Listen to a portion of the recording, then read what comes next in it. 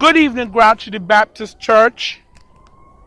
And today we will be doing an inspirational lesson for our youth. As a lot of you may know, it's May.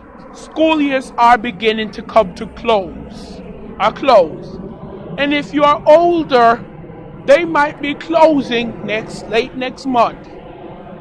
But one thing school closures have in common: the last day of school fight. Please excuse the world for the ambulance siren and the airplanes. I am in the church right now. But yes, it's one thing. This lesson is entitled, "Why Every Time I Want to Preach, the noises around me get louder." Just so you know, that is not the name of the lesson, but the lesson is "Don't Fight." But that does happen to me though. When I do want to preach, the noises get louder. It happens. Trust me, it happens. So, why fight on the last day of school? I'm talking especially to older kids, because a lot of violence goes on in today's world. And I mean, there is a lot of it. It's very easy to tick people off more.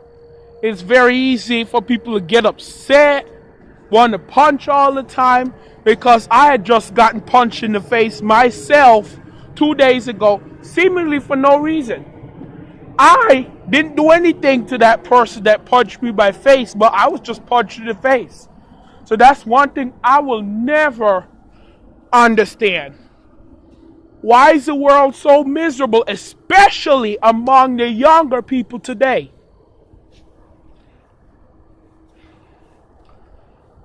I was shocked when I heard about all the violence and all the fighting and all the gun rates and all of that increasing.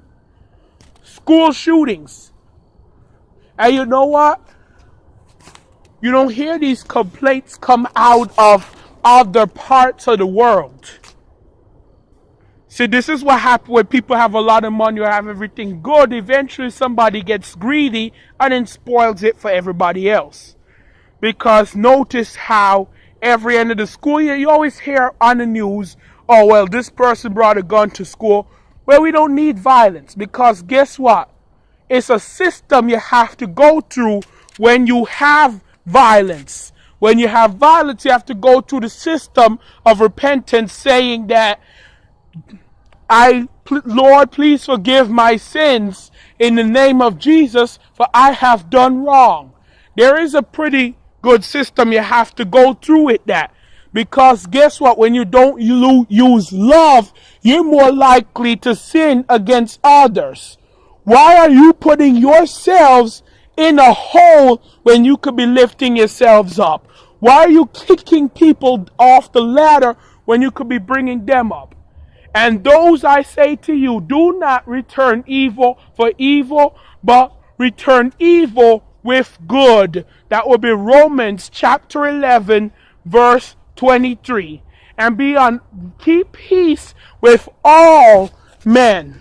Do not repay no one for sins. Do not be overcome by evil, but overcome evil with good. For let the Lord handle your battles. And remember to do this. If your enemy is hungry, feed him. If your enemy is thirsty, give him a drink. Doing this will be like burning heaps of coal on his head. Always remember to return evil for good, not evil for evil. So don't get revenge on your bullies. Don't go around doing things back that your bullies have done and say that they did it to me, so I do it back. Return the evil favor with a good one, causing the bully an unnecessary amount of grief, disarming or taking away the bully's right to bully you or will Also remember, turn the other cheek. Do not hit anybody back. But sometimes the only way to defend yourself, as much as I hate to say it, is to hit back. But if you ever find yourself in a situation to do so, do it. And then repent. Because we don't know, the Bible doesn't say much about fighting back, but it says don't return evil for evil. But if you ever find yourself in a situation where you're forced to hit somebody, first, God will understand. Second, you should repent anyway.